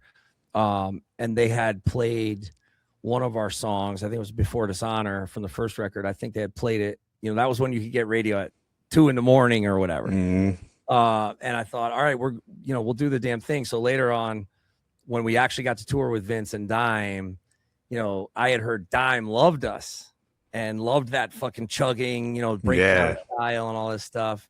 And he was like, yeah, I tried, man. I tried. But, you know, Phil, he always wants his friend's band. You know, he wants Morbid Angel on there. He wants I Hate God. You know, there's nothing we could do. But it was still cool to get to do that tour with Dime and become friends with him and have him on Headbangers Ball a bunch of times. And and really put my liver through the fucking ringer. And I mean, this dude, he would show up with like Crave cases of fucking White Castle. I mean, he was the best. He was so fun. I bet you got tons of stories about Dime, man. So many. He came out and jammed with us. Him and Vince came out and jammed. I should hit up Bobby Tongs. Shout out to Bobby Tongs, the great Bobby Tongs. He has so much footage and it's all organized. There's footage of him coming out playing This Is Now with us in Portland. Oh, that'd be sick, huh? And they come out with a tray of shots and Vince is like pretending to be blind and he's got overalls on and like one of those like what's the thing that the blind people carry with this? It's like the cane. Yeah, the cane. And then gets up there. We had too much fun on that tour. Hatebreed, Damage Plan, Drowning Pool, and Unearth.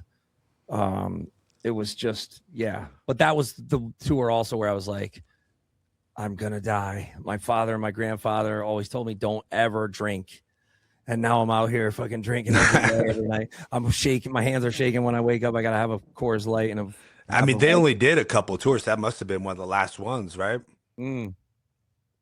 Yeah, it was. You know, I was at the last show, right? I know. Yeah, I don't know if you ever knew that I know. story. Yeah. Do you know the story about us fighting that dude in Cincinnati when he tried to get on stage the first time? I was the same guy. Yeah. No shit. Tell us that story. Well, so shout out to JC. See, that's probably why we should have been training harder for incidences like that. But shout out to JC, who's King Diamond security now.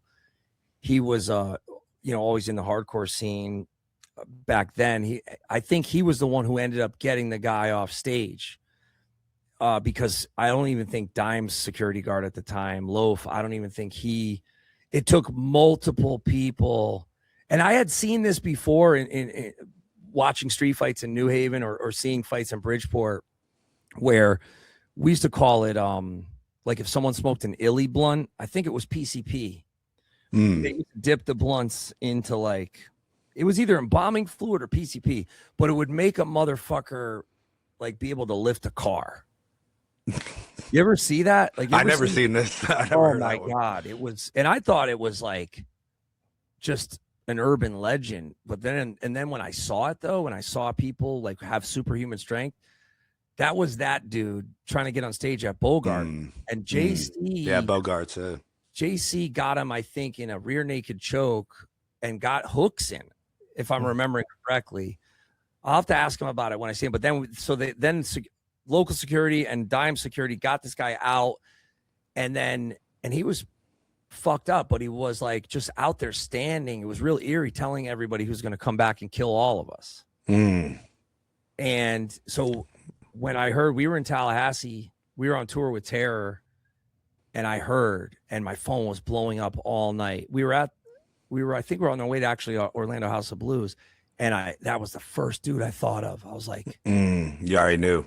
Bet you it was this motherfucker, because he had just this glassed over, like crazed fucking look in his eyes, like that looking through you, like dead behind the eyes type of dude. I don't even like to talk about it. I don't really talk about it a lot because I know our memories are all kind of fucking weird.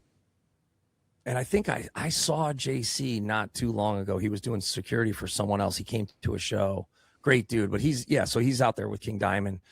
I'll have to ask him about it next time I see him again. But I think he was the one that was kind of able to subdue him and at least get him down and out the steps, because it's a quick walk at Bogarts. Yeah, small place. Yeah. And shout out to everybody at Bogarts. It's a great venue, one of the best places to play. Always have a great show. Before Ed Sheeran blew up, you know, my daughter was on his SoundCloud and was a big fan. And I said, "Oh, he's playing Bogarts. This is probably," I said, "this guy's going to blow up into stadiums and arenas. We should go see him at a little club show before he blows up." And they brought us. I flew us out. Me and my daughter. She was really little at the time, maybe like 11 or 12 years old. And they put us up in the balcony. We got to watch. We got to say hello. It was really nice. So I love Bogart. So I'm not. It wasn't their fault that he got in. Sure, yeah. Someone like that who's mentally ill is going to do anything and everything to get at the person they're obsessed with. And that's why I feel like it was like a different world back then too. You know, it was like people were more accessible. Yeah. You know, like you could just go up on stage, you know what I mean? You might get kicked off, whatever, but they'd be cool about it. You know what I mean?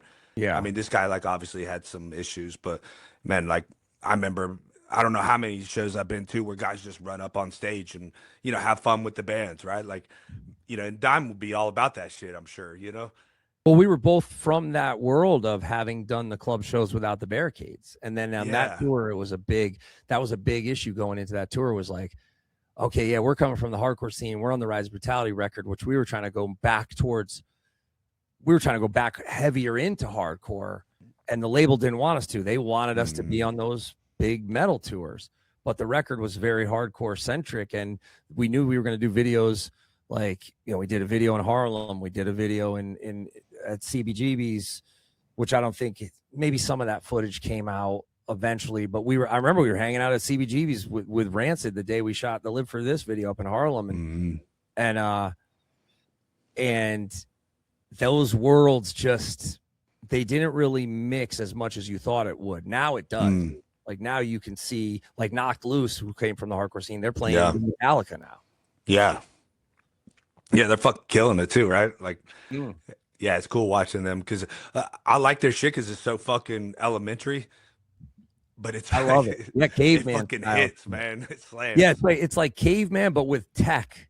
It's like techie in some parts. They're all really talented musicians. Yeah, and it's a great example of like there was tons of people who said, you know, this dude's voice is too much. They said the same thing about Randy from Lamb of God. They said the same thing about me.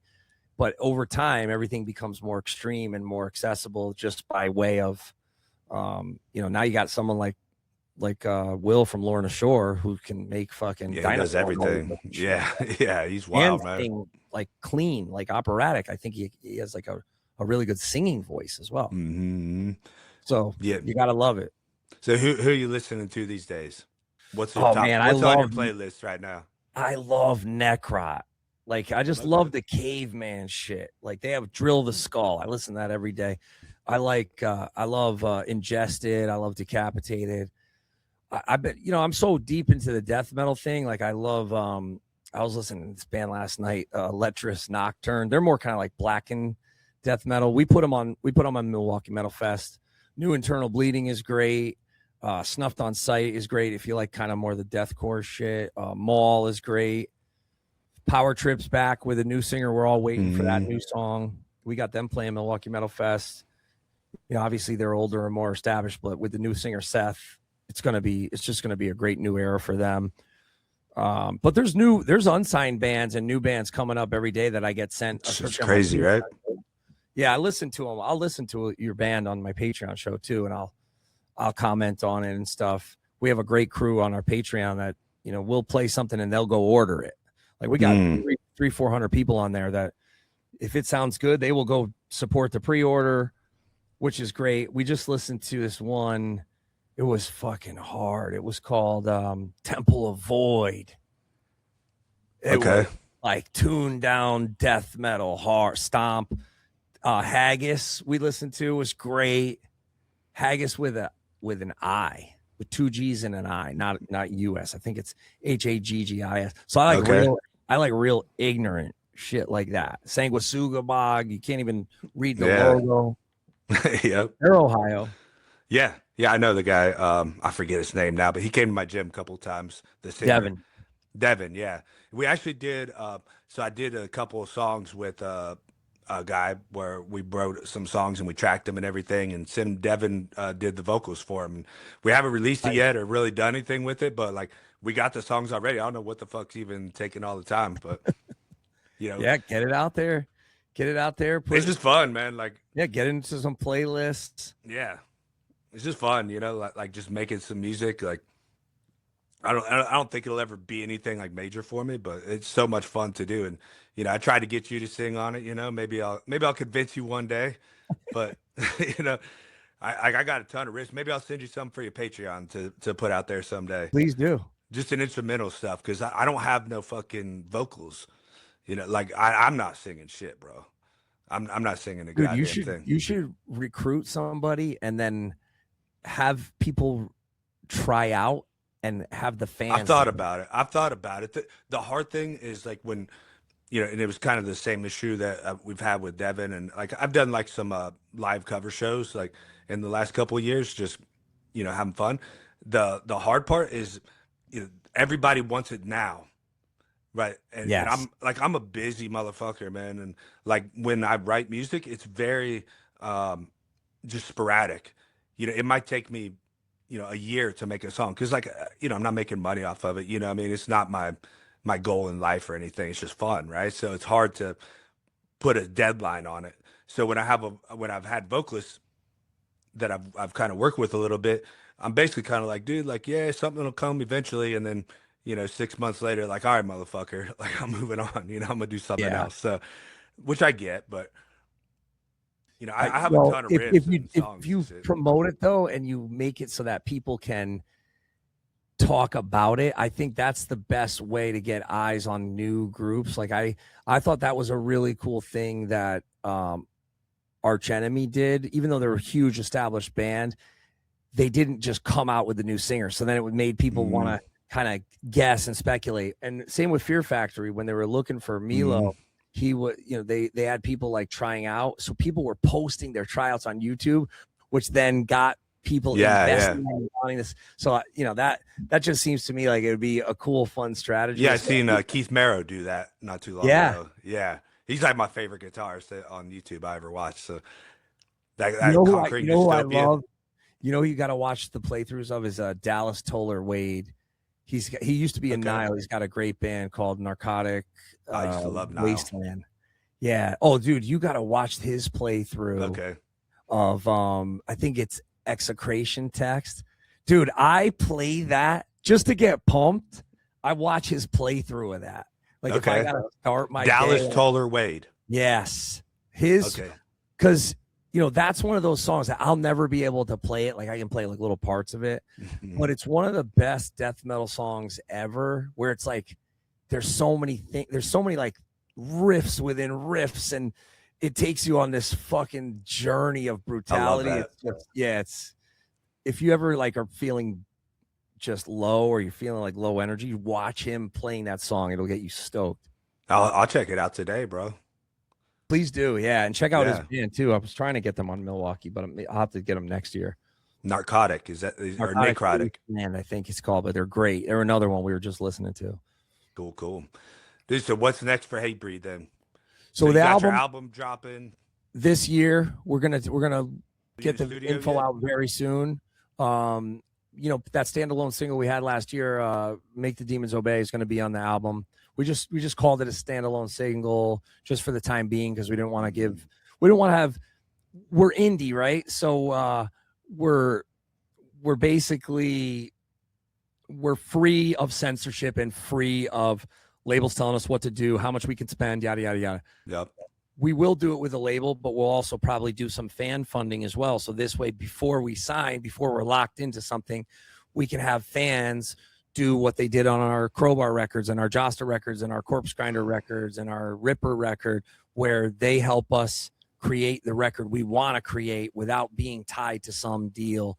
And it's awesome because people will do like an executive producer tier, pay more, and then they can hold that record for life. They can pick up the vinyl, pick up the CD, and go, look, I'm exec. That's cool as shit. It's awesome because I get that. Like when I go, like on that Life of Agony Jasta tour, every night someone would be like, look, I'm in your thanks list. Can you sign it? Or look, can you sign it again? I ordered it signed, but here, check me out. I'm executive producer. So we're doing we're probably going to do that with the Hatebreed record, and then we'll announce.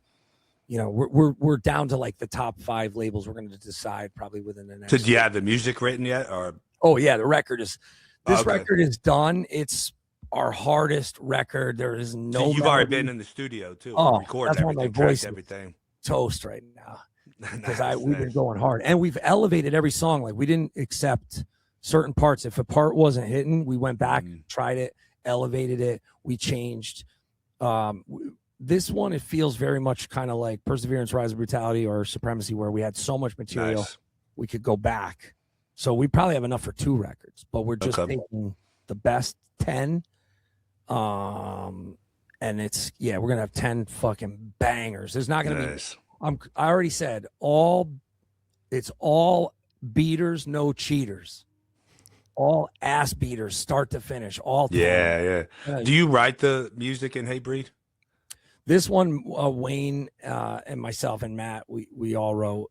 You know, do you guys? Do you guys like get together and jam, and that's how you write, or are you like sending riffs to each other in Dropbox? Or Wayne sent me some riffs, and if I was say writing a drum beat, I would send Matt the riff or send him like the program drums, and then he would just come in person, and we would do the real shit, and he could, you know, I was like, yo, go wild, go just go bonkers.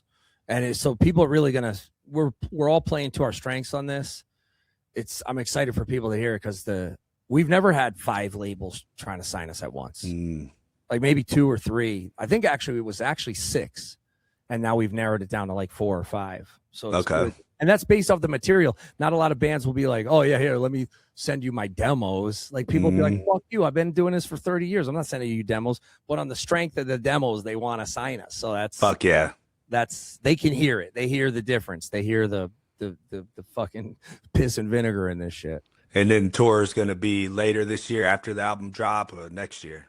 Yeah, people can go to metalfest.com, go to Summer Slaughter, or just go to Hatebreed Official on Instagram or any of the Hatebreed social channels. And we'll have those dates probably out by the time this comes out. Oh, sweet. Hell yeah. Yeah, that's exciting, man. How many Hatebreed records is this now? 10th one? I don't even know. Yeah, I think 10th or if you include the cover album, and if you include Live Dominance as the live album, which I don't know, I think it only came out in Europe on a live album. But yeah, I think it's up there. Yeah. This is gonna be a real it's a motherfucker. Like when dudes are high-fiving in the studio and shit, the energy is so like you just know, like, you know. Yeah. How long are you guys gonna keep going? And what's your you got an exit plan, or you just gonna go till the fucking wheels fall off? Like what you got there?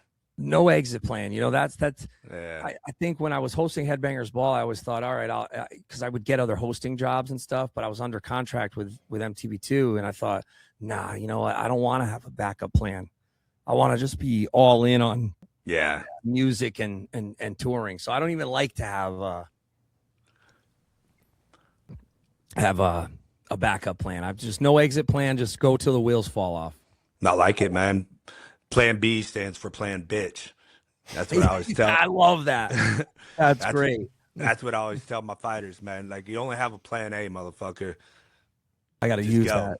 Just go, man. That's great. Well, thank you guys so much. Man. Really Thank you, bro. The time and best of luck with the podcast. I'll tell Heafy to make sure he does it. And we got to I'll send you some other people that are playing the festival and stuff. Maybe they can come on the podcast to help promote the fest. Yeah, absolutely, man. I'll hit you up get some metal guys on here, man. And because I like talking metal. I did your podcast and we talked all MMA, and I was like, damn, I want to talk some metal, motherfucker. I know. I'll have you back on too. We're relaunching. Yeah. We're actually relaunching over the next 3 weeks. We're just peppering out episodes right now, but yeah, I'll definitely hit you up and we'll have you on. Yeah, anytime, man. You know, and yeah, we talk MMA, metal, whatever. So always a great time. Always good chatting with you, my man. And thank you so much. Yeah, best of luck for the record, and hopefully I'll see you on the tour, bro. For sure. I'll hit you up when we got those dates. All right. Have a great one, my man. Thanks, fellas. Appreciate you. Sir. Appreciate your time. Take care. Good stuff, man. Yeah. There's a lot of history there. Yeah, he's a fucking good dude, man. Really good dude. Really yeah, and he has a podcast and shit. He knows how to talk, keep a conversation going. Yeah. Well, I mean, he was a host of a major Headbangers Ball. So, I mean, you've got to be fucking, I mean, he could like anchor the news if he wanted to. Yeah, he's the man, bro. Very smart guy too. Like he's a historian of. I mean, I guess you have to be, just like you have to be in the fight game. You've got to know your business. But man, it's more interesting to hear those guys talk on a real level and kind of listen in, like be a fly on the wall. Because a lot of people think that, like if you're outside of the genre, because that's a very unique genre in terms of it's a little music. niche, yeah. It's very niche. And a lot of people think it's just a bunch of like freaks going in there slamming into each other, but like right. You listening to this man talk, and it's all business. Being in the studio, what it takes to get there, the people that coming from nothing to something, and then pioneering a genre of music. It's pretty amazing, and he's very well spoken about the whole thing. And like, so you should have said all this on the show, bro. Because like I said, it's a lot of crossover. Like it's the same with like fighters, right? Like everybody just kind of assumes that they're Neanderthal cavemen that going in there and try to kill each other and shit. And the same like metalheads, everybody thinks they're fucking, some freaks that they got beat up by their dads and shit. And it's like, like. But that's actually like some smart guys. No, but what you're saying is it's true. It's like it's a true skill. Watch these guys play the guitar. I mean, I've heard like watch you play the guitar. That is like, hey man, I'm taking lessons to play guitar, and I'm like, God dang man, am I ever gonna fucking get this right? And it's like it's the beginning parts of it, and then I hear you guys. But that's with everything. Like you have to that's start why someplace. That's why I like it. It's like a video game, like. The first level of a video game's not that hard, but it's once you get to fucking level 100, like playing Tetris or something, you're like, fuck, dude, like how am I supposed to even do this shit? But that makes sense. That's a good way to put it though, because you're right, it is levels, and once you break through the first level, you're like, now I get it. Okay. So like with guitar, it's just like jujitsu. Like you'll break through the first level, you get your blue belt or whatever. Yep. And then you're gonna be like, okay, I get it, but I also get like how much I fucking don't know now. But you didn't know that at the beginning, right? Yeah. Like when you stepped in as a white belt, you thought, I'll fucking armbar somebody. I'll learn it, and once I learn it, I'll armbar everybody. And then by the time you're around that blue belt level, you're like, oh wow, there's 100 levels left. Yeah. And I'm at level 0.5 right now. Well, it's never ending. Like jujitsu, you're always going to keep never learning. ending. The one thing we didn't ask him about, and I can put this in as well, is because you and I were talking about it earlier, is his song is the opening for the Immortal Cast. Oh yeah, I forgot to even bring that up. Yeah. But you could still tell me about it, like what happened, like to where the UFC wasn't going to let you use that. Oh yeah, we forgot to even talk about that, didn't we? Yeah. Yeah. Well, you could tell me. I'm so curious. Like right now. Oh no. So it was.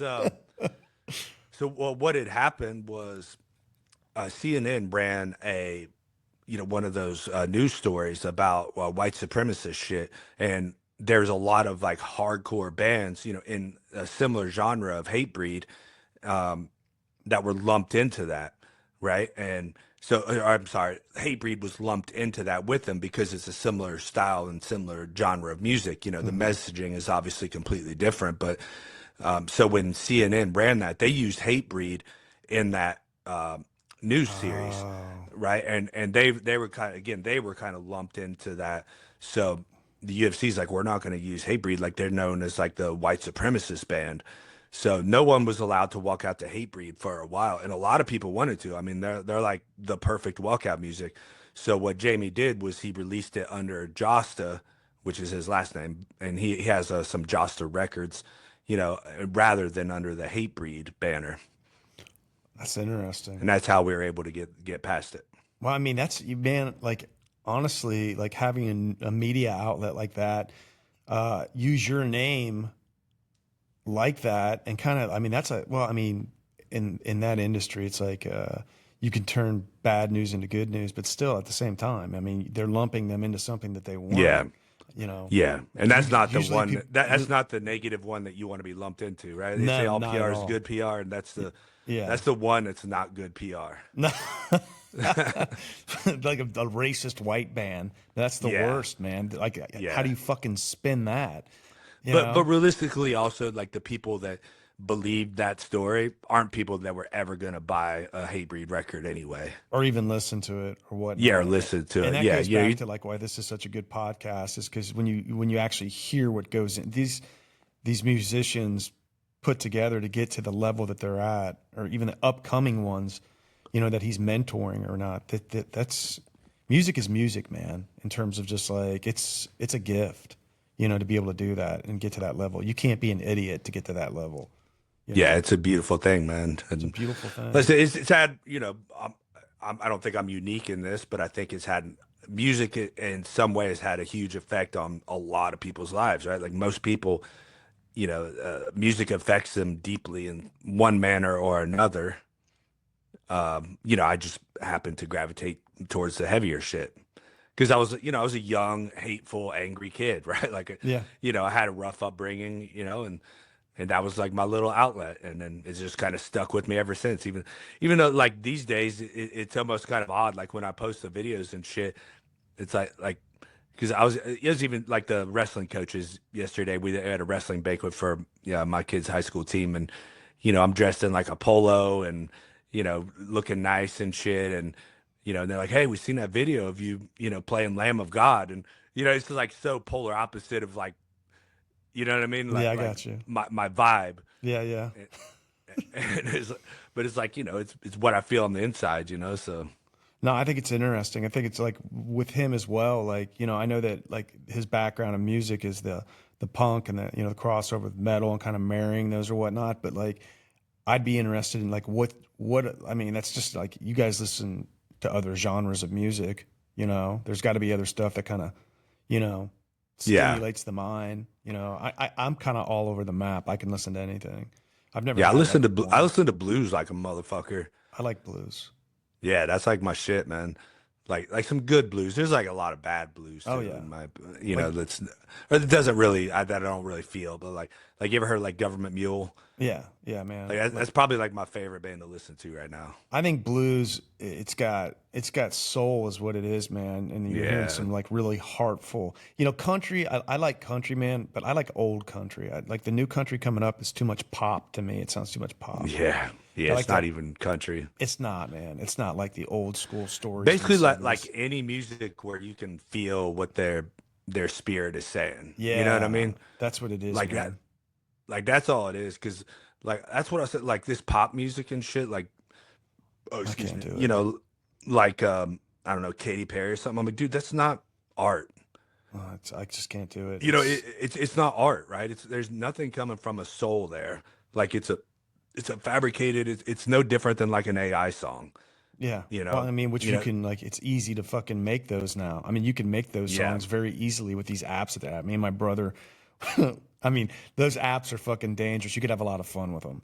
But for sure. I mean, but like you can create those songs, man. It's scary, man. But that's just all. That's so manufactured. That music's so manufactured. Yeah. That's it. They know who the audience is.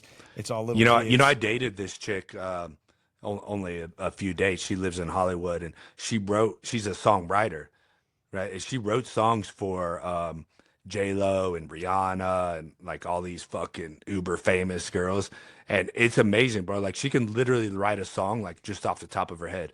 Like we're just sitting here, like she would just bam, like have a song. It's fucking fascinating. And you have to look her up. Her name is Porcelain Black. That's her name. She's a fucking well, it's not her real name, but dude, she's a fucking wild one, bro. Yeah, she's a fucking wild. She's like best friends with Lil Wayne. I mean, okay, dude. I mean, you can imagine like your best friends with Lil Wayne. Like you fucking do some crazy shit, you know. We'll have her on the podcast. Yeah, I don't know if my girl would be cool with that. Oh, okay. I don't know if she would be cool with that either. Last text she sent me, she's told me I'm a fat. She got balls, man. She got balls. But I was like, you live in Hollywood. Like, what are we supposed to like date? You know what I mean? Like, what'd you expect? Like, I was like, did you think this was gonna be like a serious relationship? You know, like you live in fucking Hollywood. I live in Ohio. You're not moving to Ohio, bitch.